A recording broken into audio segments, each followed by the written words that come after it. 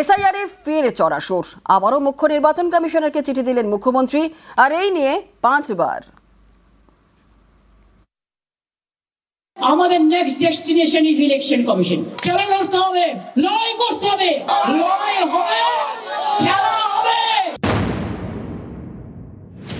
শনিবার মুখ্য নির্বাচন কমিশনারকে চিঠি, সোমবার ফের এসআইআর এ পদ্ধতিগত ত্রুটির অভিযোগ জানিয়ে গণেশ কুমারকে চিঠি দিলেন মুখ্যমন্ত্রী।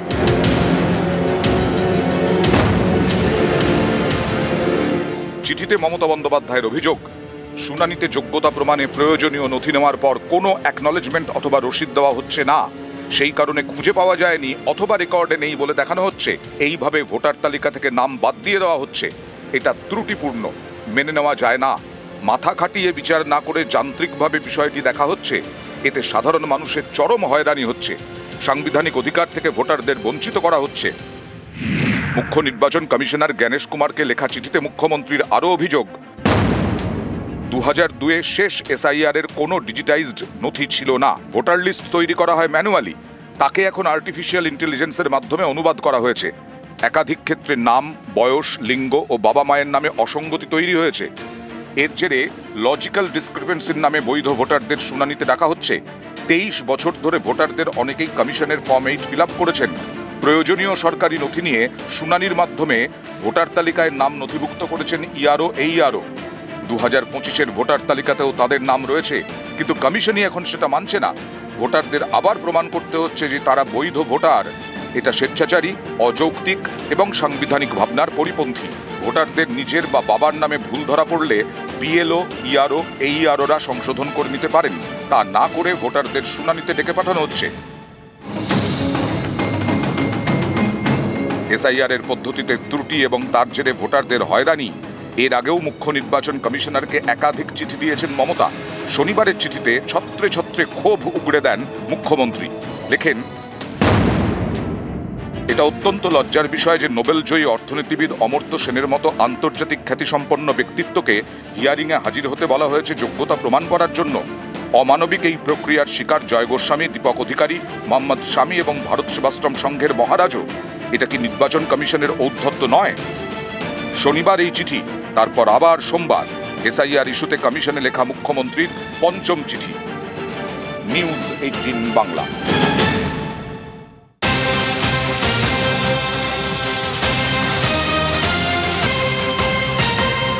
অফিস টাইমে ফের মেট্রো বিভ্রাট, সেন্ট্রাল থেকে টালিগঞ্জ মেট্রো বন্ধ। আরও একবার আপনাদের জানাই, অফিস টাইমে ফের মেট্রো বিভ্রাট, সেন্ট্রাল থেকে টালিগঞ্জ পর্যন্ত মেট্রো পরিষেবা বন্ধ। যান্ত্রিক ত্রুটির কারণে বন্ধ, এমনটাই জানা যাচ্ছে। আরো বিস্তারিত জানাবে সান্নিক রয়েছে আমাদের সঙ্গে। সান্নিক, কি জানা যাচ্ছে? মেট্রো তরফে এখন যেটা জানানো হয়েছে, নেতাজি ভবন এবং রবীন্দ্র সদন এই দুটি মেট্রো স্টেশনের মাঝখানে একটি রেক, সেই রেকটি ইলেকট্রিকের। সান্নিক, তোমার কথা স্পষ্ট নয়। অফিস টাইমে ফের মেট্রো বিভ্রাট, সেন্ট্রাল থেকে টালিগঞ্জ মেট্রো বন্ধ, যান্ত্রিক ত্রুটির কারণে বন্ধ এই পরিষেবা। আরো বিস্তারিত জানাবে, যেমনটা বলছিল সান্নিক আমাদের সঙ্গে রয়েছে। সান্নিক, দেখো, যেমনটা জানতে পারা যাচ্ছে, পাওয়ার সাপ্লাই এর সমস্যার কারণে একটি মেট্রো রেক, সেটি নেতাজি ভবন এবং রবীন্দ্র সদন এই দুই স্টেশনের মাঝখানে বর্তমানে আটকে গিয়েছে। এবং সেই কারণেই বর্তমানে একদিকে দক্ষিণেশ্বর থেকে সেন্ট্রাল পর্যন্ত এবং অন্যদিকে যেটা জানা যাচ্ছে যে মহানায়ক উত্তম কুমার থেকে শহীদ ক্ষুদিরাম পর্যন্ত এই রকম সীমিত পরিষেবা আপাতত চালু করা হয়েছে মেট্রোর তরফে। মাঝের স্ট্রেচে সপ্তাহের দ্বিতীয় কাজের দিনে আপাতত মেট্রো পরিষেবা বন্ধ রয়েছে। চেষ্টা করা হচ্ছে যত দ্রুত সম্ভব আটকে থাকা রেকটিকে সেখান থেকে সরানোর পরে তারপরেই কিন্তু সেই মেট্রো চলাচল স্বাভাবিক করা সম্ভব হবে। যদিও সকালের দিকে হলেও যেহেতু সপ্তাহের দ্বিতীয় কাজের দিন, তাই যাত্রী ভোগান্তির একটা সম্ভাবনা কিন্তু থেকে যাচ্ছে। তবে এখনো পর্যন্ত মেট্রোর তরফে যেমনটা জানানো হয়েছে, মূলত এই পাওয়ার সাপ্লাই ইস্যু কারণেই এই সমস্যা তৈরি হয়েছে। দ্রুত তার সমাধান হবে বলেই আশ্বস্ত করা হয়েছে মেট্রোর তরফে। জুনেলা, বেশ, ধন্যবাদ।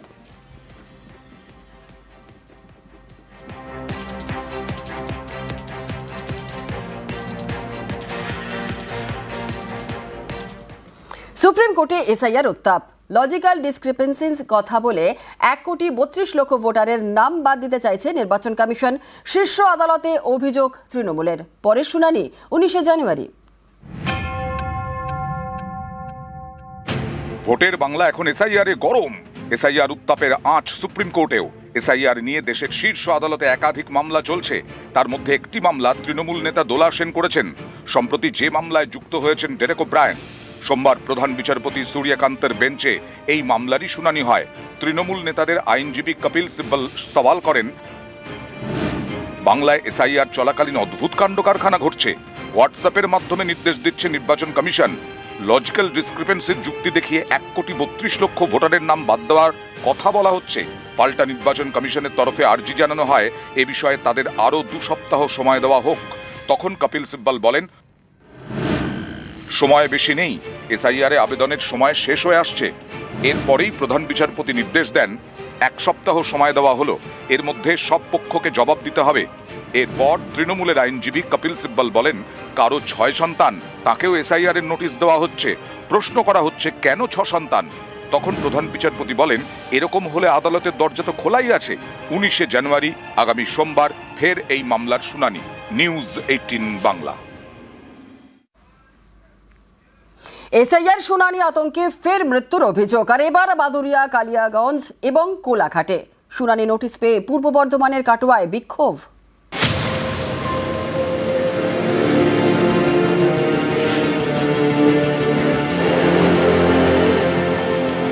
উত্তর 24 পরগনার বাদুরিয়া। এখানকার বাসিন্দা অনিতা বিশ্বাস, বয়স 75। রবিবার রাতে বসিরহাট জেলা হাসপাতালে মারা যান। পরিবারের দাবি, গত 5ই জানুয়ারি শুনানিতে হাজিরা দেন অনিতা। তারপর থেকে আতঙ্কে ছিলেন। 7ই জানুয়ারি স্ট্রোক হয়, তাকে নিয়ে যাওয়া হয় বসিরহাট জেলা হাসপাতালে। রবিবার রাতে মারা যান বৃদ্ধা। শুনানির আতঙ্কে মৃত্যু হয়েছে বলে দাবি পরিবারের। হেয়ারিং এর নাম এসেছিল, 2 ছেলের নাম নেই। আমার নাম আছে, আমার বাড়ির বউর আছে নাম। তারপরে 5 তারিখে আপনার হেয়ারিং এ ডেকেছিল। হেয়ারিং এ গিয়েছিল, হঠাৎ হার্ট অ্যাটাকে মারা যায়। তারপর হেয়ারিং এ শুধু টেনশন করতো হেয়ারিং এ। ওই হেয়ারিং এর জন্য ওই আমার জেলের মধ্যে নিয়ে যাবে, এইসব করবে, এইসব। হ্যাঁ, এসে আশঙ্কা।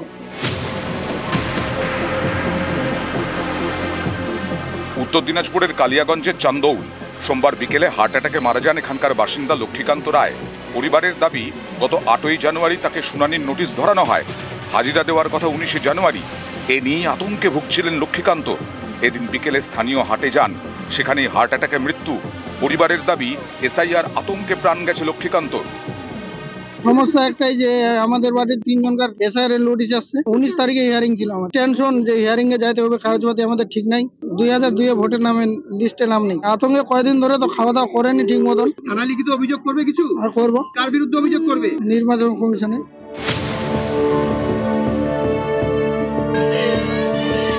পূর্ব মেদিনীপুরের কোলাঘাট। এখানকার বর্নানের বাসিন্দা মৃত্যুঞ্জয় সরকার, বয়স 73। রবিবার রাতে বুকে ব্যথা নিয়ে তাম্রলিপ্ত মেডিকেলে ভর্তি হন। সোমবার মারা যান। পরিবারের অভিযোগ, এসআইআর আতঙ্কেই মৃত্যু হয়েছে মৃত্যুঞ্জয়ের। যবে থেকে এসআইআর চালু হয়েছে তবে থেকে বাবা অসুস্থ, ভোটার লিস্টের নাম নেই। সেই টেনশনে বাবা আজকে কাল রাত্রে ভর্তি হয়েছে, আজকে মারা গেছে।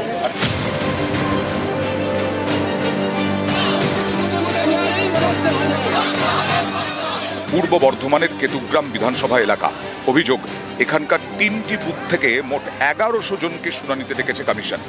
এরই প্রতিবাদে পথে নামেন স্থানীয়রা, বিক্ষোভ দেখান। তাদের দাবি, শুনানির জন্য 10 কিলোমিটার দূরে কাটোয়া 1 নম্বর ব্লকে যাওয়া সম্ভব নয়, তাই গ্রামেই শুনানি হোক। আমরা কাটোয়া বর্ধমান পথ অবরোধ করেছি, তার কারণ আমাদের 1100 লোকের হিয়ারিং এর নাম ভুল এসেছে। ওই জন্য আমরা পথ অবরোধ করেছি। প্রত্যেকটা বুথে যেন বাড়িতে যেন আমাদের হিয়ারিং হয়, পথ অবরোধ করছি। ওনাদের যে দাবি সেটা আমরা আজকে কমিশনে পৌঁছে দেবো। এবার কমিশন যা ব্যবস্থা নেবে। কি মনে হয় এটা হয়রানি নির্দেশ দিচ্ছে, আমরা সেই মতোই করছি। হয়রানি আমরা নিজে থেকে কিছু করছি। কাল ডিসক্রিপেন্সি যেগুলো সেগুলো আসছি। নামের ধরুন বন্দ্যোপাধ্যায় ছিল 2002 এ, হয়তো 25-এ ব্যানার্জি হয়েছে। আমরা আমাদের দাবিগুলো পৌঁছে দেব। এসআইআর শুনানিতে ডাকা হয়েছে বেশ কয়েকজন ক্রীড়াবিদকে। এর মধ্যে ক্রিকেটার মোহাম্মদ শামি, ভারতীয় দলের প্রাক্তন ফুটবলার কম্পটন দত্তর নাম রয়েছে বলে দাবি। এরই প্রতিবাদে পথে নামলেন ক্রীড়াবিদরা। এদিন ভবানীপুর ক্লাবের সামনে ছিল প্রতিবাদ কর্মসূচি। অবৈধ ভোটারদের জন্য কিন্তু আমরা এখানে আসিনি। আমরা এখানে এসেছি বৈধ ভোটারদের জন্য এবং খেলোয়াড়দের যে হেনস্থা করা হচ্ছে তার প্রতিবাদে। কারণ তাদের তথ্য তো আছে, যারা দেশের হয়ে খেলেছে, রাজ্যের হয়ে খেলেছে, বিভিন্ন সম্মানে ভূষিত হয়েছে, তাদেরও যখন হিয়ারিংয়ে ডাকছে সেটা আমাদের খারাপ লাগে। আমরা একটা জয়েন্ট পিটিশন করে ইলেকশন কমিশনের কাছে পাঠাবো। নিউজ 18 বাংলা।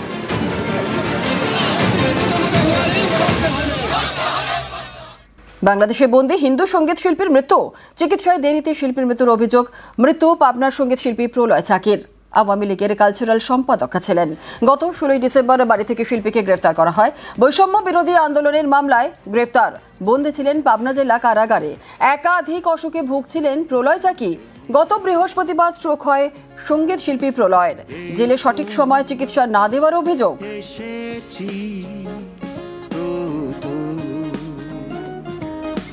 তোমাদের আসরে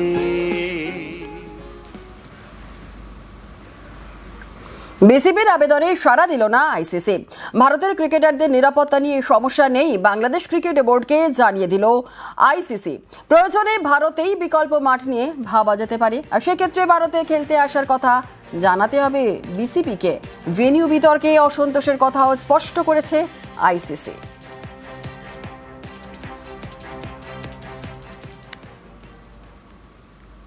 ফের চড়া শুল্ক ঘোষণা ট্রাম্পের। ইরানের সঙ্গে ব্যবসা করা দেশগুলির ওপর শুল্ক, আর এখন থেকে 25% শুল্ক দিতে হবে। সোশ্যাল মিডিয়ায় ঘোষণা ডোনাল্ড ট্রাম্পের। এই নির্দেশ চূড়ান্ত ও বাধ্যতামূলক ঘোষণা ট্রাম্পের। যুব ছাত্র বিদ্রোহে ইরানে চূড়ান্ত অচলাবস্থা। তেহরানের ওপর চাপ বাড়াতে শুল্ক ট্রাম্পের।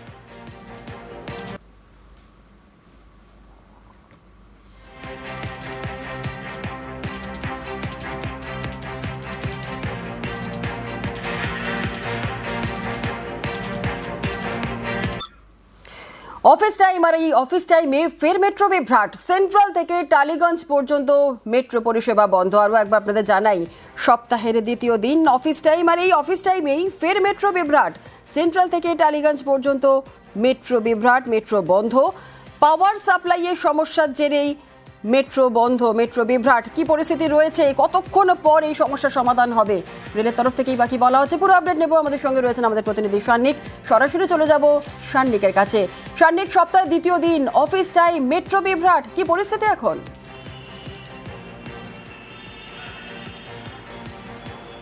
দেখো, যাত্রীদের ভোগান্তির ছবি একেবারেই স্পষ্ট, কেননা আজকে সকালবেলা একটি মেট্রো নেতাজি ভবন এবং রবীন্দ্র সদন, এই দুই মেট্রো স্টেশনের মাঝখানে পাওয়ার সাপ্লাইয়ের সমস্যার কারণে বন্ধ হয়ে যায়, এবং তারপরেই কিন্তু সেই যাত্রীদেরকে সেই মেট্রো থেকে নামিয়ে নেতাজি ভবন মেট্রো স্টেশন দিয়ে তাদেরকে বের করতে হয়।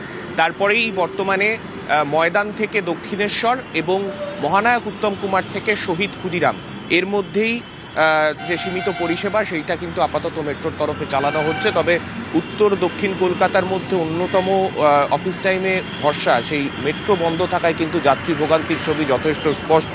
এই মুহূর্তে যারা আসছেন যাত্রীরা, তাদেরকে একেবারে ময়দান মেট্রো স্টেশনের সেখানেই কিন্তু তাদেরকে এখান থেকে ঘোষণা করা হচ্ছে, মেট্রোর সমস্যার কথা বলে দেওয়া হচ্ছে, এবং এখানে কিন্তু এখনো পর্যন্ত যেটা জানানো হচ্ছে যে যান্ত্রিক ত্রুটির কারণেই এই সমস্যা। তবে কতক্ষণে সেটা সমাধান হবে তার কিন্তু উত্তর এখনো পর্যন্ত পাওয়া যাচ্ছে না। আপনি কি মেট্রোয় ট্রাভেল? এই মাত্র শুনুন ঘটনাটা আমি বলছি। মেট্রোয় আমরা যখন দমদম থেকে উঠি, ওঠার পর হঠাৎ বললো সেন্ট্রাল অবধি চলবে। ভালো কথা, ভয় নিয়ে আমরা নিত্যযাত্রী চড়লাম, এবং এটা আজকের ঘটনা না, রেগুলার এই ঘটনাটা ঘটছে, বারবার ব্রেকডাউন। যখন আমরা এগোলাম কিছুক্ষণ পর বললো ময়দান অবধি চলবে। পার্ক স্ট্রিটে এসে অনেকক্ষণ দাঁড়িয়ে গেল। আমরা বেশ কিছু যাত্রী নেমে জিজ্ঞেস করার জন্য জাস্ট বেরিয়েছি গেটের সামনে যে দাদা এখন কি ছাড়বে কি ছাড়বে না, হঠাৎ গেটটা বন্ধ হয়ে গেল। আমি পার্ক স্ট্রিট নেমে হেঁটে হেঁটে আবার আসছি। মানে এই ঘটনা, কেউ উত্তর দিতে পারছে না কখন ছাড়বে কখন বন্ধ হবে। কতগুলো যাত্রী যে বেরিয়ে গেল তারা লক্ষ্য করলো যে ড্রাইভারের গেটে ছিল এবং গার্ড দুজনে কিন্তু ফলো করলো যে কিছু যাত্রী নেমে দাঁড়িয়ে আছে, একবার ঘোষণা করবে যে এই ছাড়বে। ঘটেছে শেষ পর্যন্ত জানা বলছে না, অনিবার্য কারণের তো কোনো উত্তর দেয় না। অর্থাৎ চরম ভোগান্তি। সান্নিক, বেশ ধন্যবাদ।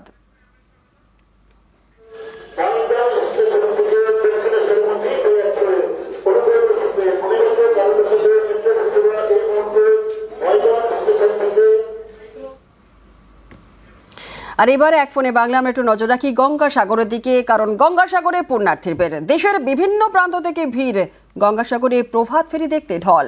কাল দুপুর থেকেই শুরু হবে মকর স্নান। মকর স্নান চলবে বৃহস্পতিবার দুপুর পর্যন্ত। গঙ্গাসাগরে পুণ্যার্থীর ঢল, দেশের বিভিন্ন প্রান্ত থেকে মানুষজন এসেছেন, পুণ্যার্থীরা এসেছেন, ভিড় জমিয়েছেন। অর্পণ রয়েছে কি ছবি সেখানকার জানবো সরাসরি অর্পণের কাছ থেকে। অর্পণ, পুণ্যার্থীদের ভিড় গঙ্গাসাগরে, কি ছবি এখন সেখানকার?